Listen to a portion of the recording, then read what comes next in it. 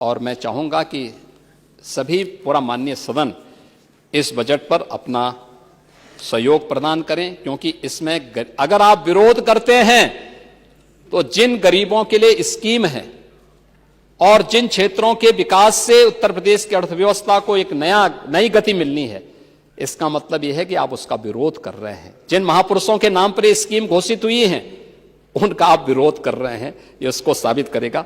अध्यक्ष जी, आपने मुझे अवसर दिया है, मैं आपका भी हृदय से आभार व्यक्त करता हूं। धन्यवाद। मत संख्या 10 माननीय वित्त मंत्री जी।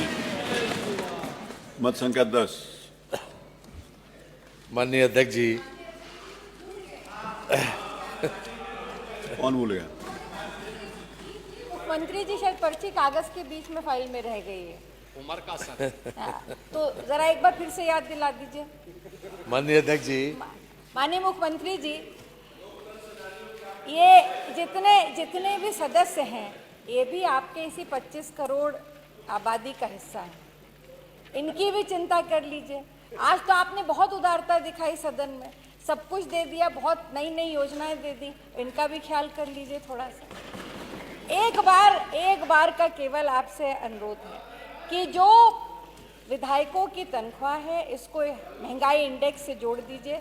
इससे हमेशा की जो समस्या है वो समाप्त हो जाएगी। और दूसरा, आपने ये जो 5 करोड़ रुपए विधायक निधि की है,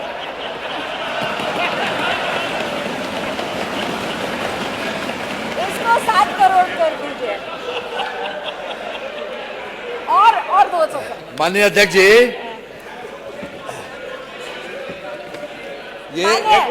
इसको आज तो करा लीजिए, आज कर मंत्री जी, मैं बताता हूँ इनको। मुस्कुरा रहे मुख्यमंत्री जी, आप सुनिए तो। इसको पूरा आप करा दीजिए। माननीय संसदीय कार्य मंत्री जी, जब आप यहाँ बैठते थे, हम वहाँ थे, तो रोज ये सवाल उठाते थे कि महंगाई के इंडेक्स से जोड़ दिया जाए। और पूरा पेंशन, हमारी कमेटी बनी थी, आप पूछ लीजिए, जो इन्होंने प्रस्तावित किया था माननीय अखिलेश जी ने पूर्णतः मान लिया, उसमें कोई संशोधन नहीं किया था। पूछिए है गलत। तो आप ये लोग जब कह रहे हैं, यद्यप हम बहुत इसके उसमें नहीं रहते हैं, लेकिन जब सबकी राय है, आप जब आपकी इच्छा रही है माननीय मुख्य, तो आप कुछ आप जैसे वो कह रहे हैं इंडेक्स से जोड़ने का, तो इसमें कोई बड़ी बात नहीं है महंगाई के इंडेक्स से जोड़ने। बोलिए। आप कुछ कह रहे हैं? जोड़ दीजिए।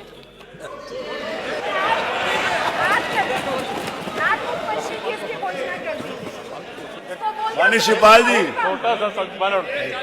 माननीय शिवपाल जी, आप क्या कह रहे हैं? कुछ समझ में नहीं आ रही। मैंने कहा जब सबका यही अर्थ है, इंडेक्स से जोड़ दिया जाए।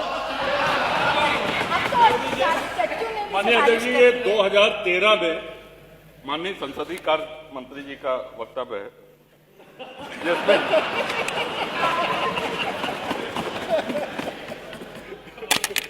और आपने कहा है कि मानवर इसमें वारंट ऑफ प्रेसिडेंस बने हैं।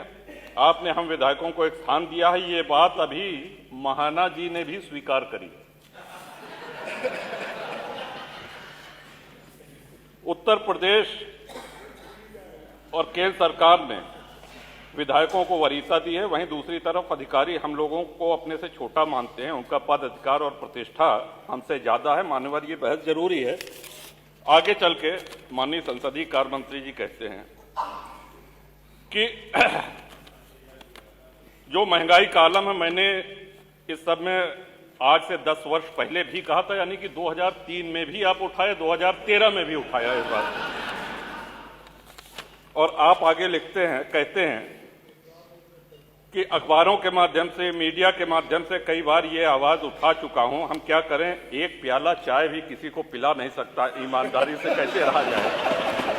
लेकिन आप बाकी सारी विधानसभाओं से तुलना कर लें मान्यवर, आज आवश्यकता इस बात की है कि जिस लेवल पर महंगाई बढ़ी है उसको प्राइस इंडेक्स से जोड़ दिया जाए। हमारा कतई कोई अधिकार हमसे नहीं छीना जाए।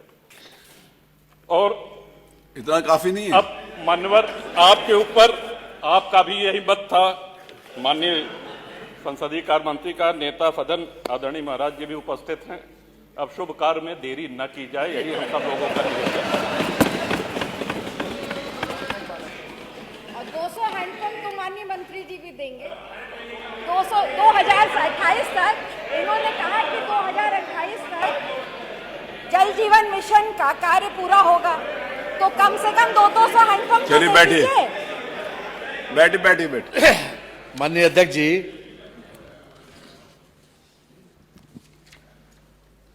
एक रामायण की चौपाई है माननीय।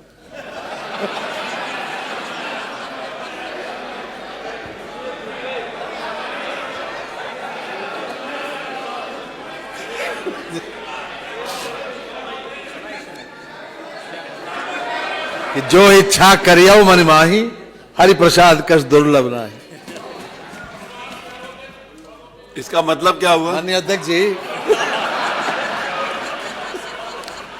माननीय अध्यक्ष जी, ये एक माननीय नेता सदन ने बहुत विस्तार से जितने भी माननीय सदस्यों की जिज्ञासाएं थी उस पर सब बहुत अच्छे तरीके से और आंकड़ों के साथ अपनी बात रखी। मान्यवर, केवल एक बात पर मैं बल देना चाहता हूं, बार बार विपक्ष की तरफ से आता है ये प्रदेश इतने कर्जे में ग्रसित है, जो बच्चा पैदा होता है उसके ऊपर इतना कर्जा है। आज भी कहा गया कि इस प्रदेश के ऊपर इतना कर्जा है।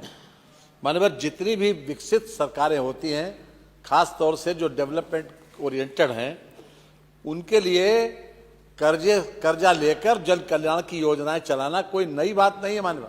और हर सरकार कर्जा लेती है माननीय।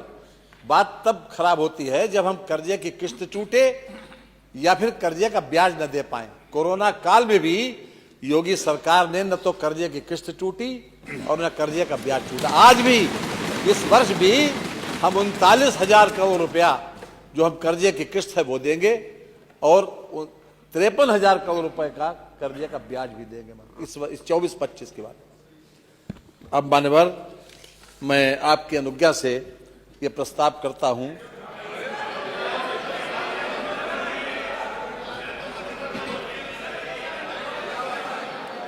देखिए, अभी प्रतीक्षा करिए।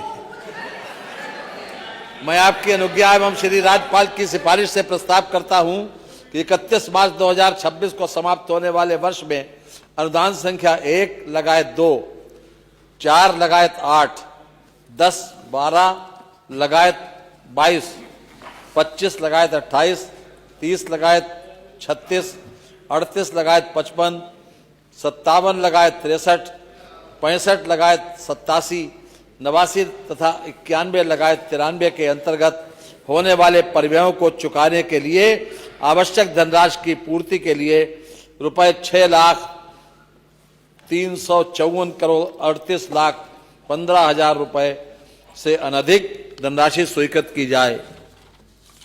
प्रश्न यह है कि 31 मार्च 2026 को समाप्त होने वाले वर्ष में अनुदान संख्या 1 लगायत 2, 4 लगायत 8, 10, 12 लगायत 22, 25 लगायत 28, 30 लगायत 36, 38 लगायत 55, 57 लगायत 63, 65 लगायत 87, 89 तथा 91 लगायत 93 के अंतर्गत होने वाले परिव्ययों को चुकाने के लिए आवश्यक धनराशि की पूर्ति के लिए रुपए 6,354,38,15,000 से अनधिक की धनराशि स्वीकृत की जाए। जो माननीय सदस्य के पक्ष में हो कृपया हाँ कहें। तो माननीय सदस्य के विरोध में हो कृपया नहीं कहें। हाँ की संख्या बहुत ज्यादा है, इसीलिए इसको स्वीकार किया। मत संख्या 11। माननीय अध्यक्ष जी, मैं आपकी अनुज्ञा से प्रस्ताव करता हूं कि उत्तर प्रदेश विनियोग विधेयक 2025 को पुरस्थापित करने हेतु सदन की अनुज्ञा मांगता हूं। प्रश्न ये है कि उत्तर प्रदेश विनियोग विधेयक 2025 को पुरस्थापित करने हेतु सदन की अनुज्ञा दी जाए। जो माननीय सदस्य के पक्ष में हो कृपया हाँ कहें। जो माननीय सदस्य के विरोध में हो कृपया नहीं कहें। सर्वसम्मति से हाँ की संख्या अधिक है, अतः अनुज्ञा दी गई। माननीय, मैं आपकी अनुज्ञा से उत्तर प्रदेश विनियोग विधेयक 2025 को पुरस्थापित करता हूं। मत संख्या 13। माननीय वित्त मंत्री जी।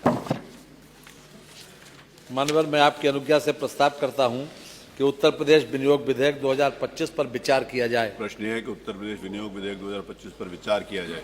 जो माननीय सदस्य के पक्ष में हो कृपया हाँ कहें, जो माननीय सदस्य के विरोध में हो कृपया नहीं कहें। हाँ की संख्या अधिक है अतः प्रस्ताव स्वीकृत हुआ। खंडशः विचार। प्रश्न यह है कि खंड 2 से खंड 3 तक तथा खंड 1 प्रस्तावना व शीर्षक इस विधेयक के अंग माने जाएं। जो माननीय सदस्य के पक्ष में हो कृपया हाँ कहें, जो माननीय सदस्य के विरोध में हो कृपया नहीं कहें। हाँ की संख्या अधिक है अतः खंड 2 से खंड 3 तक तथा खंड 1 प्रस्तावना व शीर्षक इस विधेयक के अंग बन गए। मत संख्या 14। माननीय वित्त मंत्री जी। 14। माननीय मैं आपकी अनुज्ञा से प्रस्ताव करता हूं कि उत्तर प्रदेश विनियोग विधेयक 2025 पारित किया जाए। प्रश्न यह है कि उत्तर प्रदेश विनियोग विधेयक 2025 पारित किया जाए। जो माननीय सदस्य के पक्ष में हो कृपया हाँ कहें, जो माननीय सदस्य के विरोध में हो कृपया नहीं कहें। हाँ की संख्या अधिक है अतः ये विनियोग विधेयक पारित हुआ। आज माननीय अध्यक्ष जी, जो कमेटी पिछली बार माननीय मुख्यमंत्री जी ने घोषित की थी वित्त मंत्री की अध्यक्षता में, माननीय सदस्यों के उसके बारे में हाँ माननीय अभी सभी दलों के विचार भी आ गए हैं और उसकी कमेटी की रिपोर्ट आ जाएगी, उसके आधार पर ही आगे कार्रवाई होगी। हैं जो कमेटी अरे आप काहे के लिए, उसके बाद तो हो गई।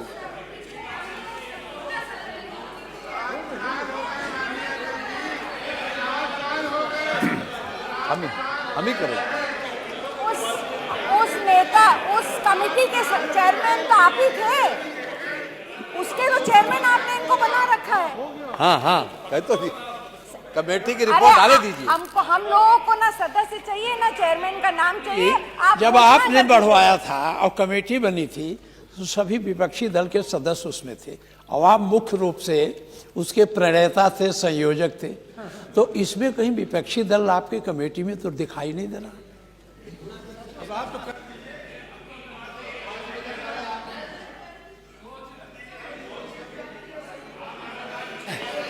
जल्दी शामिल कर लेंगे, शामिल कर लेंगे, शामिल कर लेंगे।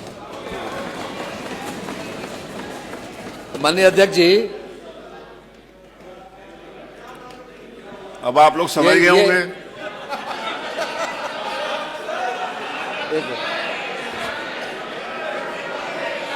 अब समझ जाओ ना, वो तो क्या शामिल करने जा रहे हैं सचिवालय के माननीय जो हाँ सुनिए, वो आज सुनिए जो सचिवालय के जो कर्मचारीगण हैं माननीय जी, ये सभी लोग यहाँ से लेकर सुनिए। और विधान परिषद तक माननीय जी, सभी लोगों का जो पिछले साल जो पैसा मिलता था इन लोगों को पुरस्कार स्वरूप, उसमें से 1000 रुपये बढ़ाने के साथ ही इन लोगों को इस बार भी दे दिया जाए माननीय।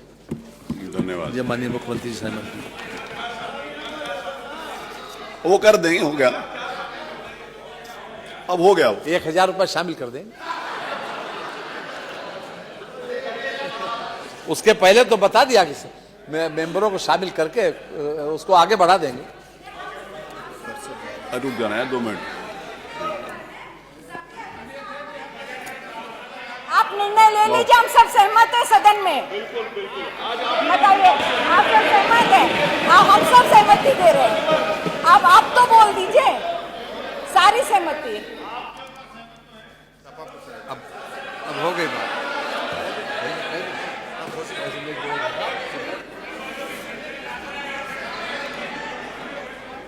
ऐसा है, माननीय नेता सदन ने जब कह दिया है तो उसमें अभी कभी ऐसा नहीं होता है।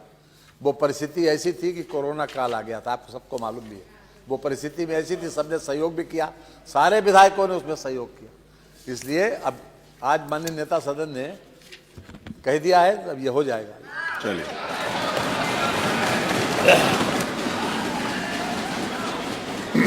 आज नियम 301 के अंतर्गत 113 सूचनाएं प्राप्त हुई। जिन मान्य सदस्यों की सूचनाएं इस सप्ताह में ले ली गई हैं, उनको छोड़कर बाकी सभी सदस्यों की सूचना स्वीकार हुई। ये लीजिए, स्वीकार होगी। क्या सुन लें? ये लीजिए, सारी स्वीकार होगी। जिन लोगों की इस सप्ताह में नहीं स्वीकार है वो सब स्वीकार कर ली। आज नियम 51 के अंतर्गत 135 सूचनाएं स्वीकार हुई। उसी प्रकार से ये 135 लोगों में से 52 लोगों की सूचनाएं पहले स्वीकार नहीं थी, 52 लोगों की सूचनाएं स्वीकार करके बाकी सब अग्रह हुई।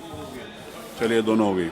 आज जो याचिकाएं हैं ये हमारा सचिवालय देख लेगा, जितने लोग भी उपस्थित हैं सबकी याचिकाएं स्वीकार ली।